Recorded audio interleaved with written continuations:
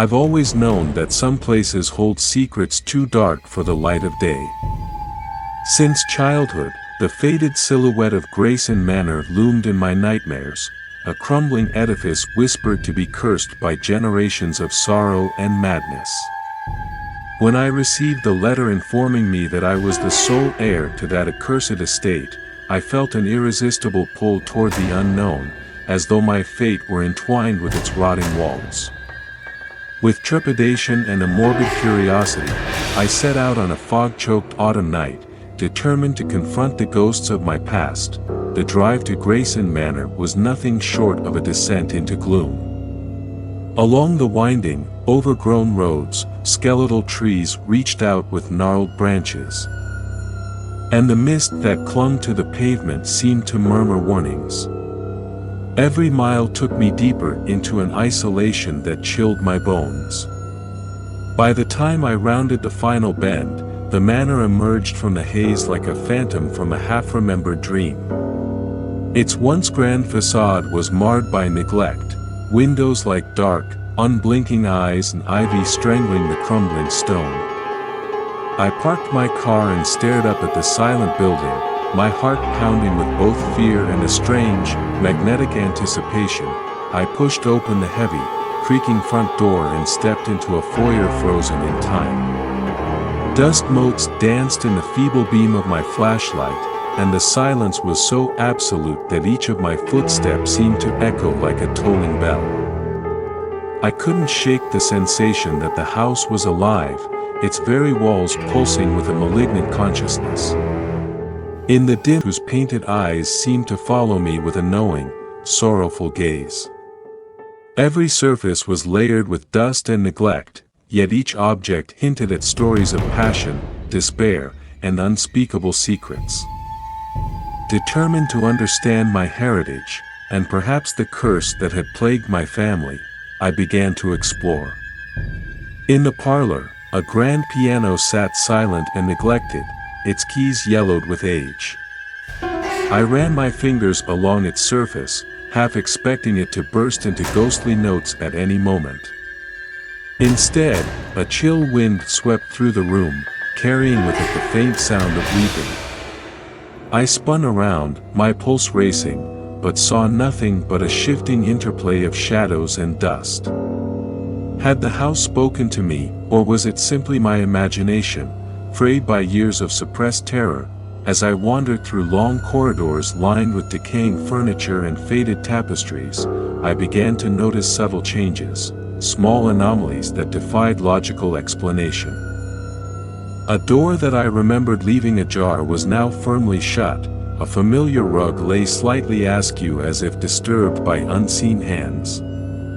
At one point, I passed a mirror so antiquated that its surface seemed to ripple like water. In its reflection, I swore I saw a fleeting image, a gaunt figure standing behind me, eyes void of life and filled with a desperate plea. I spun around, only to find the room empty, yet the oppressive sense of being watched lingered like a tangible force. Unable to quell my mounting dread, I retreated to what appeared to be the library, a vast chamber lined with dusty shelves and forgotten tomes. There, amid the musty pages and brittle bindings, I discovered a leather-bound journal with my family crest embossed on its cover. With trembling hands, I opened it and began to read entries that spanned decades. The words described inexplicable phenomena, tragic fates, and a malevolent presence that had haunted our lineage. One entry, scrawled in desperate, uneven script, sent shivers down my spine. It lives in the shadows of Grayson Manor, a darkness that feeds on our fear. It watches us, even in our dreams. Beware, for its hunger is unending. The journal recounted a ritual performed by a distant ancestor, an attempt to seal away the evil that dwelled in the hidden depths of the manor. The description led me to a narrow, concealed door behind a shelf in the library, a door that, until that moment, I hadn't noticed.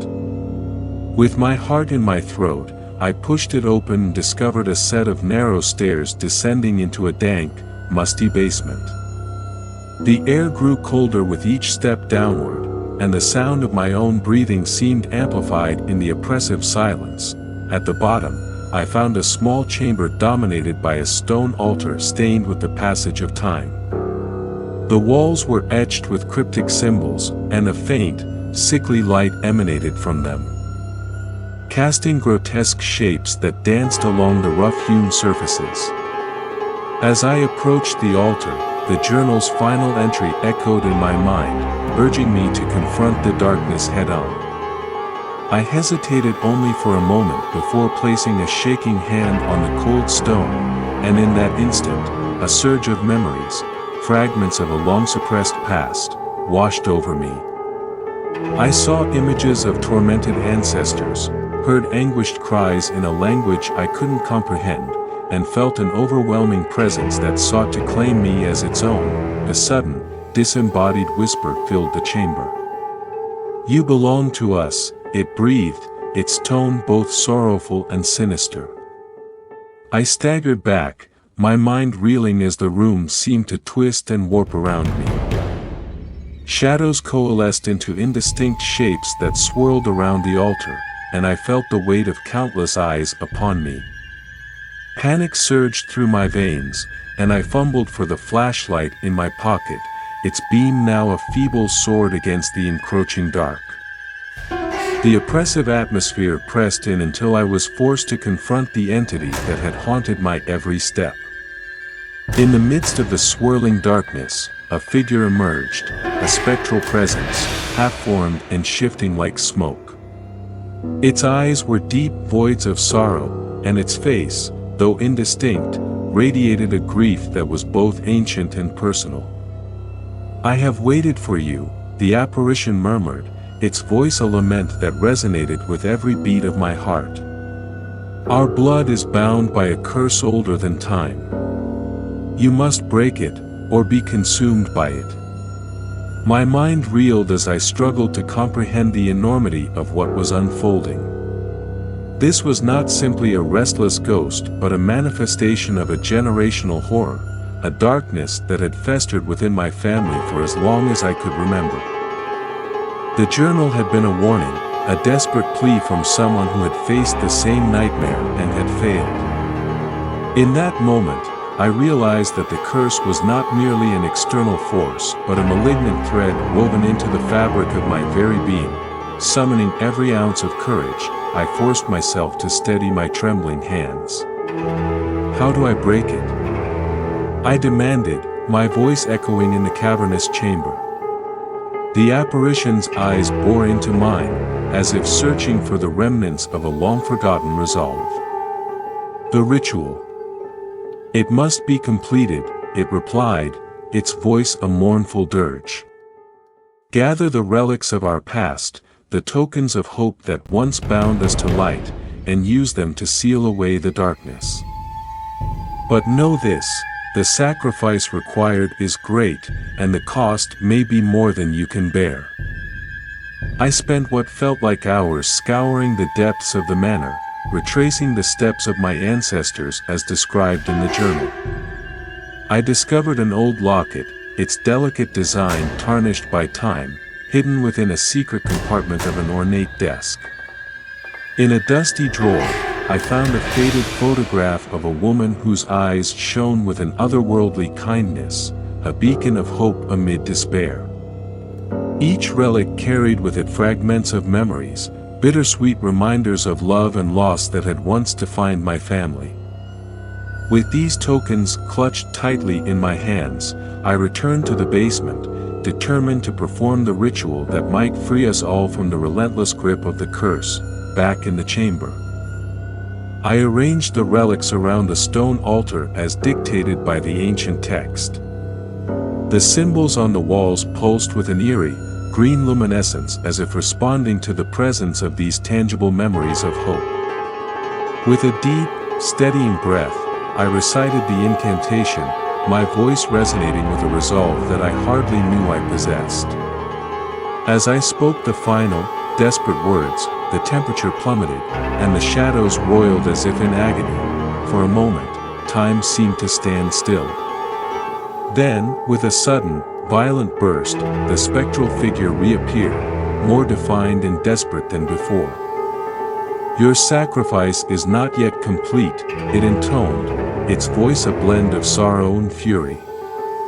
I felt the relics in my hands begin to burn. Not with pain but with a searing, purifying light that spread across the room like wildfire. The air vibrated with the force of the ancient magic as the dark presence writhed in agony, its form flickering between the tangible and the spectral. The ensuing moments were a blur of overwhelming sensations. I felt the boundaries of reality bending, as if the very fabric of the manor were trying to tear itself apart. The relics shone with a brilliance that defied the oppressive gloom, and the symbols on the walls glowed brighter, casting the room in an otherworldly light.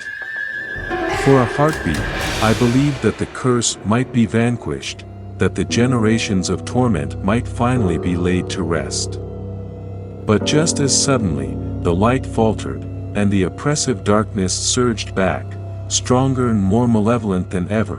In that climactic instant, I realized that the true horror was not the spectral figure before me but the realization that I was inextricably bound to this legacy.